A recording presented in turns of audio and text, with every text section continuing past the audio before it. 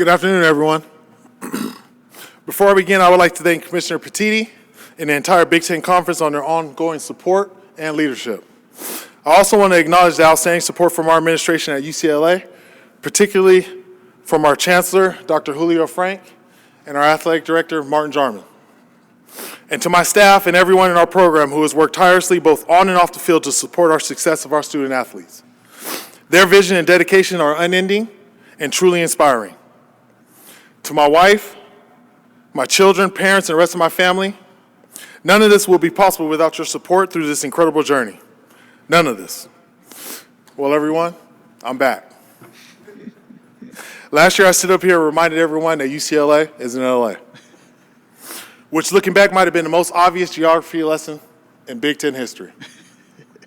But you know what? Important things are worth stating clearly. We are in LA, and we're proud to be in LA. And this year, we're ready to show the Big Ten what LA football looks like when it's firing on all cylinders. That moment speaking to you last year taught me a valuable lesson. Authenticity resonates more deeply than perfection. Our players saw me being human, and it brought us closer together. We've been joking about it for about a year now. The players know that that same genuine approach is how we coach, recruit, and build this program. Speaking of building, we've had an incredible year of progress, and I mean incredible. When I took on this job, I inherited a program with tremendous tradition and immense opportunity. We're not just committed to restoring UCLA football, we're committed to evolving in this new era of college athletics. Our recruiting has been outstanding, and I mean outstanding right now. We've brought in young men who understand what it means to be a Bruin, academically excellent, athletically gifted, and committed to being bigger than themselves. They're joining the community that will challenge them intellectually and develop them athletically and prepare them for success on and off the field. One thing that they get to do is compete in the Rose Bowl, and that's the most iconic venue. Everybody knows the Rose Bowl. We get to play there every week.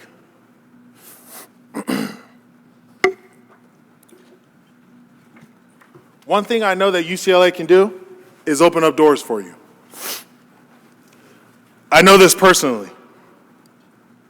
UCLA opened doors for me as a player and ultimately brought me back home as the head coach. That's the kind of lasting connection that UCLA creates. Our players have embraced this vision. They've worked incredibly hard this offseason, not just in the weight room and on the field, but in the classroom and the community. They understand that being a Bruin means excellence in everything you do.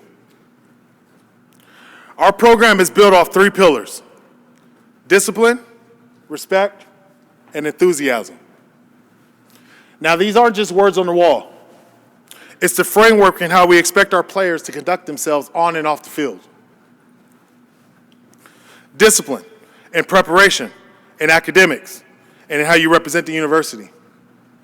Respect for teammates, coaches, opponents in this game we all love. And enthusiasm, a genuine passion for competing, for learning, and for being part of something special. Discipline, respect, and enthusiasm builds a culture that achieves lasting success. Today, I'm fortunate to have three young men with me who are perfect examples of what it means to be Bruins in this new era. Garrett DeGiorgio, our senior right tackle. After 4 years of anchoring our offensive line and a chance to go to the NFL, Garrett chose to return because he believes in what we're building at UCLA.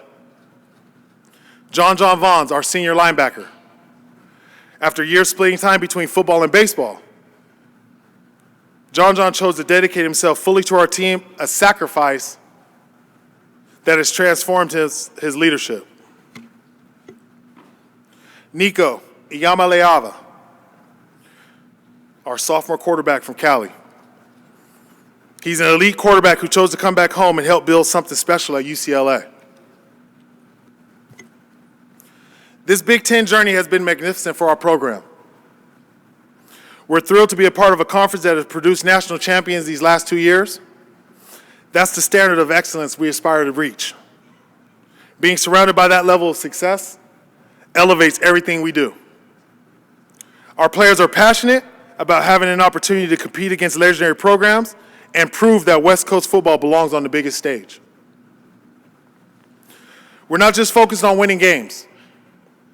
We're committed to building something special and sustainable to honor UCLA's incredible tradition.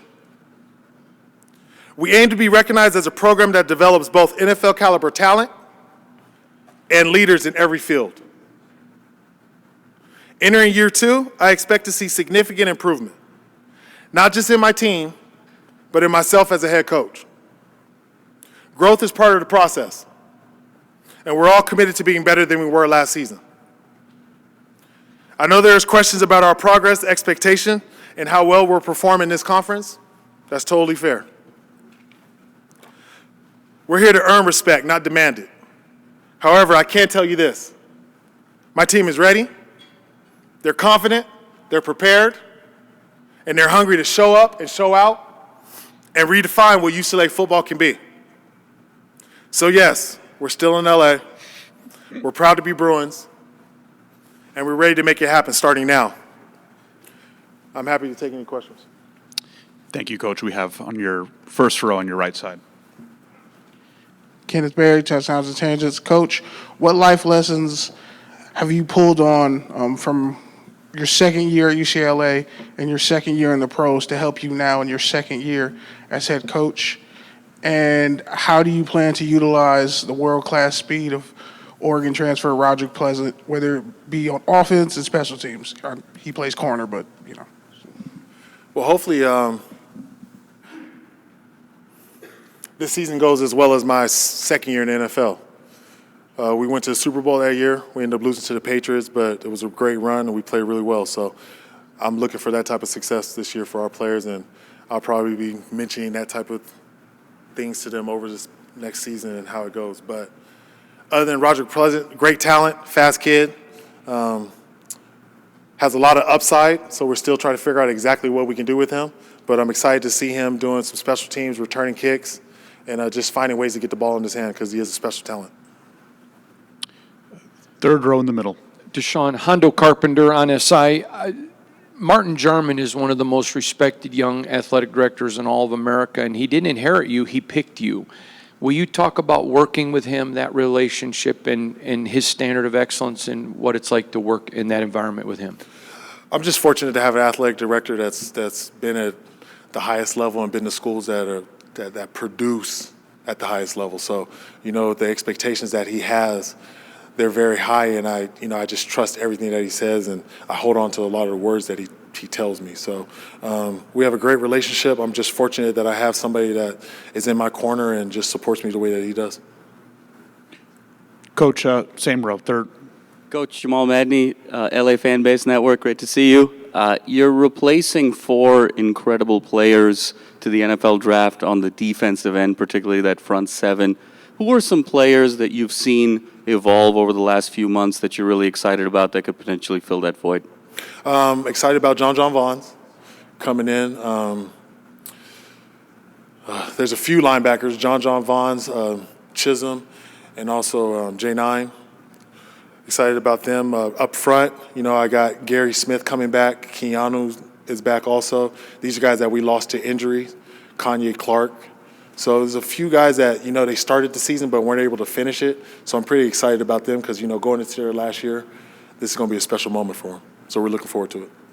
Coach, final question here in the first row. Hey, Coach. Nick Hamilton, Nightcast Media. Wanted to ask you what are some of the characteristics that you saw in Nico that you felt that would help elevate your program, as well as him being in the locker room to galvanize that entire locker room? Just, you know, the arm strength is just something that you see off just from watching him play at all, but he's just a talent. And it's not anything that I saw him do last season. It's more of what I'd seen him do all the way up. You know, him being a local quarterback, I'd seen him play a few times. And he's played with a lot of players that are on our team, so there's a lot of familiarity there.